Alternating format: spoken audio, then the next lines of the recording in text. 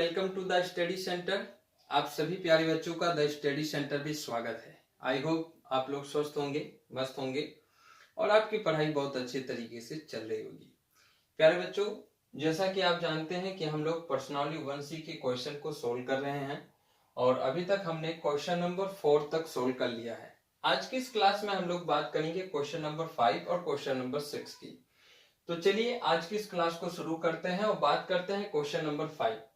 Question number 5 क्या कह रहा है? ये कह रहा है कि यदि √2 एक परिमेय संख्या नहीं है तो सिद्ध कीजिए कि 2 + √2 एक परिमेय संख्या नहीं है। यानी यहाँ पर आपको ये दिया हुआ है कि √2 एक जो है परिमेय संख्या नहीं है, यानी √2 एक अपरिमेय संख्या, इसको हमने सिद्ध भी किया है। और इसी की सहायता से आपको ये सिद्ध करना है कि 2 + √2 एक परिमेय संख्या नहीं है। तो हमें इसको सोल्व करना है और हम इसको सोल्व करेंगे तो इसका अपोजिट मान के करेंगे। हमेशा की तरह हम इसको उल्टा मानेंगे कि माना 2 + √2 एक परिमेय संख्या है, एक परिमेय संख्या है। हमने इसका उल्टा मान लिया। अब हम परिमेय संख्या को किस रूप में लिखते हैं? तो आप सभी लोग जानते हैं कि हम परिमेय संख्या को P/Q के रूप में लिखते हैं। तो आप यहां लिख सकते हैं 2 + √2 बराबर P/Q। यहां हम लिख सकते हैं कि जहां P और Q एक पूर्णांक है, यहाँ पे P और Q एक इंटीजर्स है, और यहां लिख सकते हैं तथा Q0 = 0 और Q कभी भी 0 नहीं हो सकता है। तो यहां से हम क्या लिखेंगे प्यारे बच्चों? यहां हम लिखेंगे √2 बराबर P/Q - 2। यहां हमने पक्षांतर कर दिया, इस 2 का जो है इधर पक्षांतर कर दिया। तो हमें क्या मिलेगा? यहां मिलेगा √2 बराबर P - 2Q/Q। ऐसा क्यों लिखा मैंने? क्योंकि जब आप यहाँ पे Q एलसीएम लेंगे तो P आ जाएगा और माइनस का 2Q हो जाएगा। तो यहां तक हमने कर लिया। अब यहां में लिखेंगे कि यहां P हम लिखेंगे, यहां 2P और Q एक पूर्णांक है, एक पूर्णांक है, ठीक है। इसलिए P - 2Q/Q एक परिमेय संख्या है, एक परिमेय संख्या है। तो √2 भी एक परिमेय संख्या होगी, परंतु √2, या हम लिखेंगे परंतु √2 एक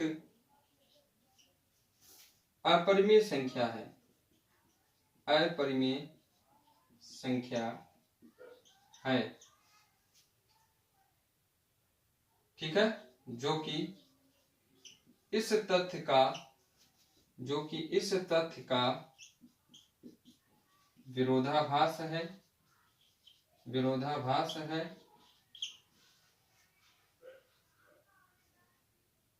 क्योंकि यह हमारी गलत कल्पना के कारण होता है, यह हमारी गलत कल्पना के कारण होता है,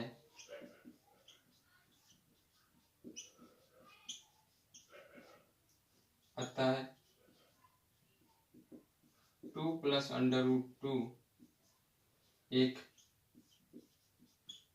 परिमेय संख्या नहीं है, परिमेय संख्या नहीं है।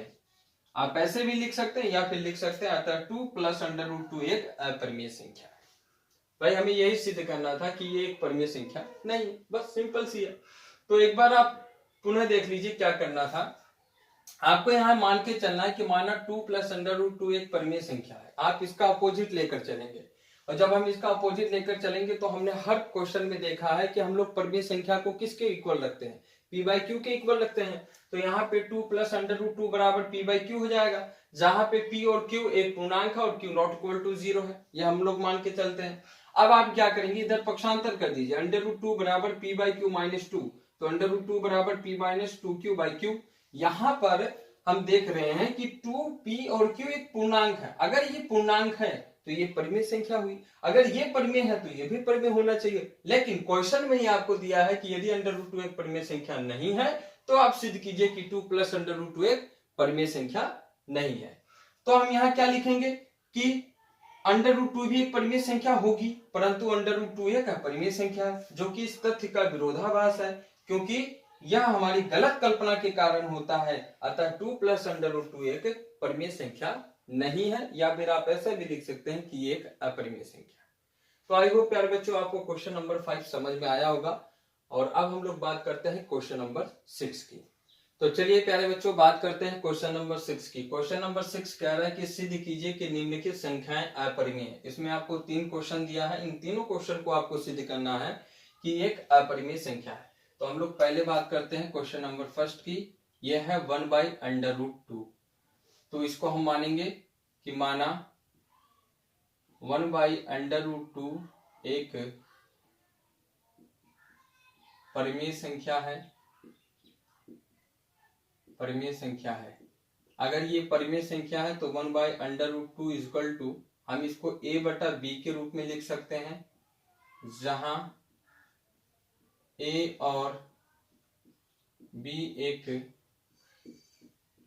सहअभाज्य संख्या है, सहअभाज्य संख्या है, तथा b नॉट इक्वल टू 0, ये भी लिख सकते हैं। और जो a और b का जो HCF होगा वो कितना होगा, तो वो आपका 1 होगा। तो हम यहां से क्या करते हैं, क्रॉस मल्टीप्लाई कर देते हैं, या आप इसका जो है वर्ग कर सकते हैं, दोनों पक्षों का वर्ग कर दीजिए। पहले दोनों पक्षों का वर्ग करने पर, दोनों पक्षों का वर्ग करने पर क्या होगा, ये हो जाएगा 1/2, ये हो जाएगा a square by B square. तो यहां से हम बी स्क्वायर का मान निकालेंगे, बी स्क्वायर बराबर आपको क्या मिलेगा, 2a स्क्वायर, ठीक है, 2a स्क्वायर। यहां से बी स्क्वायर का इधर गुणा कर दिया, 2 का इधर गुणा कर दिया। तो यहां से अगर मैं लिखूं a स्क्वायर बराबर, तो क्या मिलेगा, बी स्क्वायर बाई 2। अब आपको याद हो तो हमने ये चीजें पहले भी पढ़ लिया है कि यदि बी स्क्वायर को, या यूं लिखें, यदि 2b स्क्वायर को विभाजित करता है तो 2b को भी विभाजित करेगा, अर्थात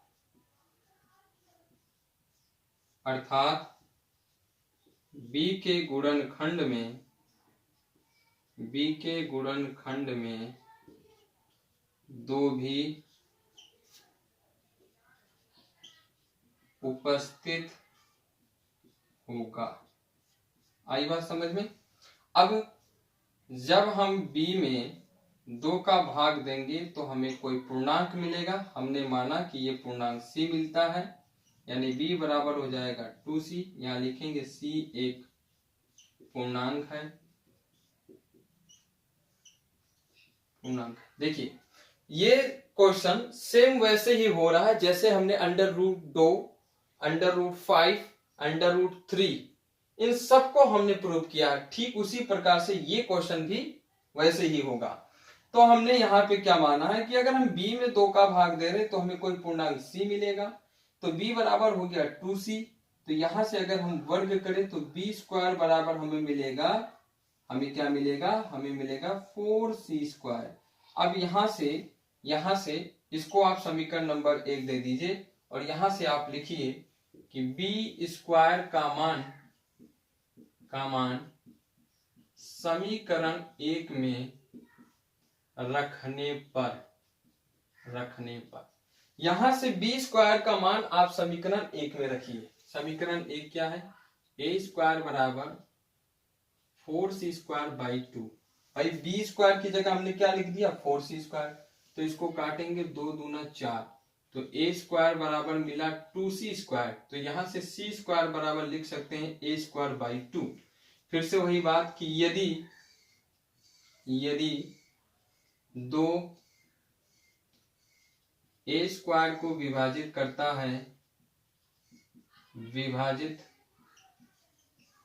है तो दो ए को भी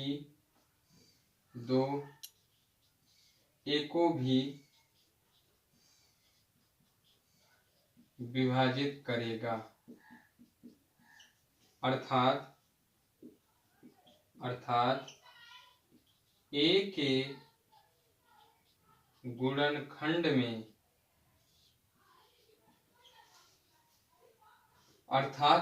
गुणनखंड में दो भी उपस्थित होगा।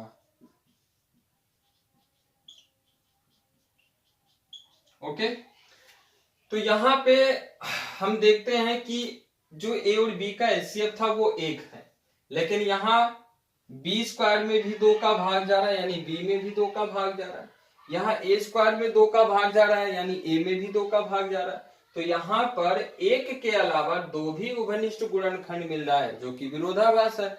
और ये ऐसा क्यों हो रहा है? क्योंकि हमारी कल्पना गलत है। हम इसको परिमेय संख्या मान के चल रहे हैं। जब हमारी कल्पना गलत है तो इस आधार पे हम कह सकते हैं कि 1/√2 एक अपरिमेय संख्या होगी। तो यहाँ हम देखेंगे कि यहाँ ए और बी में एक के अतिरिक्त यहाँ ए और बी में एक के अतिरिक्त दो भी उभयनिष्ठ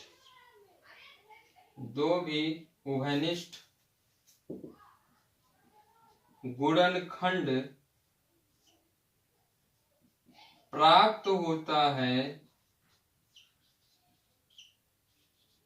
जो कि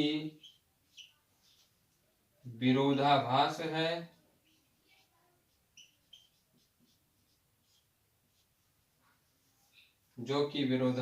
है। यह हमारी गलत कल्पना के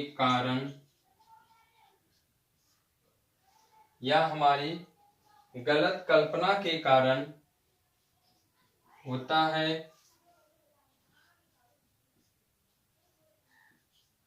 अतः 1/√2 एक अपरिमेय संख्या है। आ गई बात समझ में? तो इस तरीके से आप 1/√2, 1/√3, 1/√5, 1/√7 को भी सिद्ध कर सकते हैं। आ गई बात समझ में? चलिए, तो प्यारे बच्चों, अब हम लोग बात करते हैं क्वेश्चन नंबर 2 की। क्वेश्चन नंबर 2 है 7√5। तो हम यहाँ मानेंगे कि माना 7√5 एक परिमेय संख्या है। अगर ये परिमेय संख्या है तो हम इसे P/Q के रूप में भी लिख सकते हैं। तो 7√5 बराबर P/Q। आप A/B भी लिख सकते हैं, कोई दिक्कत नहीं है। यहाँ P और Q एक पूर्णांक है तथा Q0 = 0। तो यहां से हम लिख सकते हैं √5 बराबर P/7Q। आगे बात समझ में? हमने यहाँ 7 का क्या किया? पक्षांतर कर दिया, 7 को नीचे भेज दिया। तो प्यारे बच्चों, अब ध्यान से देखिए यहाँ पे हमें क्या देखने को मिल रहा है। यहाँ P, या ऐसे लिखिए, यहाँ 7 P और Q एक पूर्णांक है,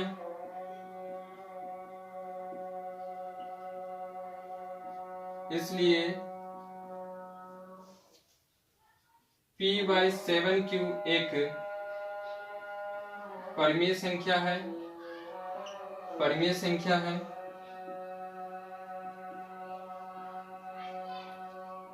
तो √5 भी एक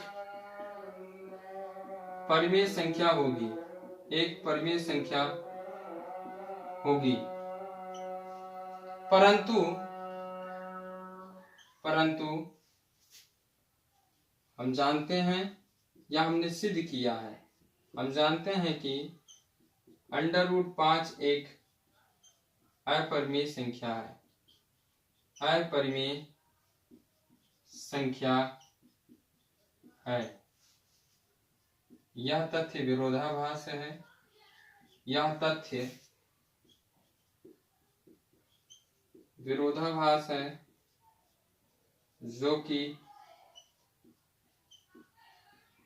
हमारी गलत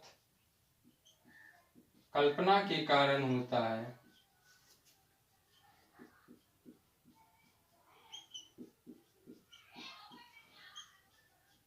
गलत कल्पना के कारण होता है। अतः 7√5 एक अपरिमेय संख्या है, अपरिमेय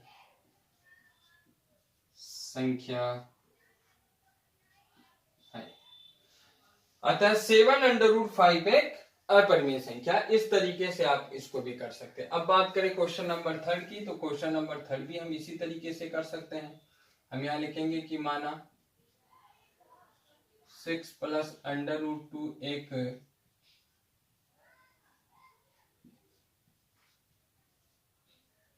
परिमेय संख्या है।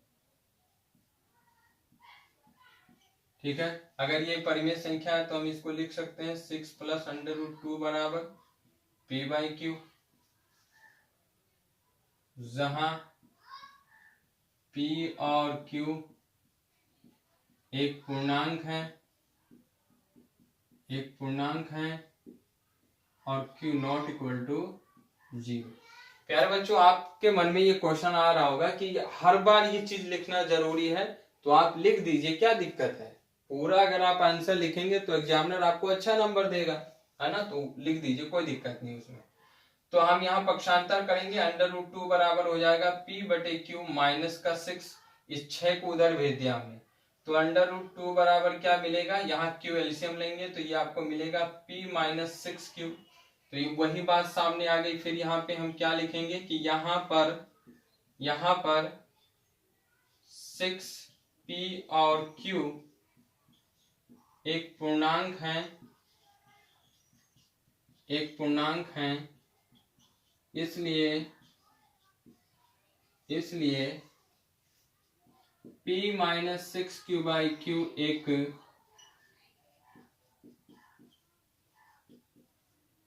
परिमेय संख्या है, परिमेय संख्या है। तो √2 भी एक परिमेय संख्या होगी, परिमेय संख्या होगी। ठीक है, देखो जब ये परिमेय है तो ये परिमेय होगी, परंतु हम जानते हैं, परंतु √2 एक अपरिमेय संख्या है, अपरिमेय संख्या है।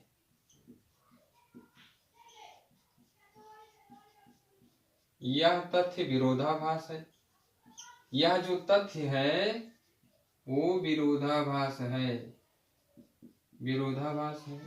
यह तथ्य विरोधाभास है, जो कि हमारी गलत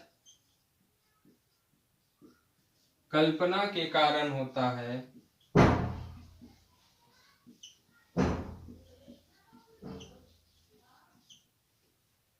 अतः 6 प्लस अंडर रूट 2 एक अपरिमेय संख्या है। अपरिमेय संख्या है। क्लियर है? इस तरीके से आप इस क्वेश्चन को भी कर सकते हैं। भाई जब ये परिमेय है तो ये परिमेय होना चाहिए, लेकिन हम इसको सिद्ध कर चुके हैं कि अंडर रूट 2 एक अपरिमेय है। तो बार बार इस तरीके क्वेश्चन में आपको देखने को मिलेगा, तो आप इसमें लिख सकते हैं कि यहाँ p q और 6 एक पूर्णांक है, इसलिए p minus 6q by q एक परिमेय संख्या होगी। अगर ये परिमेय है तो ये भी होना चाहिए, लेकिन ये अपरिमेय है। अगर अंडर रूट 2 एक अपरिमेय संख्या है तो ये तथ्य विरोधाभास हो रहा, क्योंकि हम मान के चले हैं कि 6 प्लस अंडर रूट 2 एक परिमेय संख्या है ना। तो ये तथ्य जो है विरोधाभास हो रहा है, जो कि हमारी गलत कल्पना के कारण होता है। अतः 6 प्लस अंडर रूट 2 एक अपरिमेय संख्या है। क्लियर है? तो आई होप प्यारे बच्चों आपको आज का ये क्लास समझ में आया होगा। आज की इस क्लास में हम लोगों ने प्रश्नावली 1C के क्वेश्चन नंबर 5 और क्वेश्चन नंबर 6 को सोल्व किया है, और मैंने पूरा प्रयास किया आपको समझाने को, और आपको समझ भी आया होगा। मिलते हैं नेक्स्ट क्लास में, और आगे के क्वेश्चन को उस क्लास में सोल्व करेंगे। तब तक के लिए आप सभी प्यारे बच्चों का बहुत बहुत धन्यवाद। ऐसे ही बने रहिए और चैनल को सब्सक्राइब जरूर कर लीजिएगा। Thank you, thanks for watching.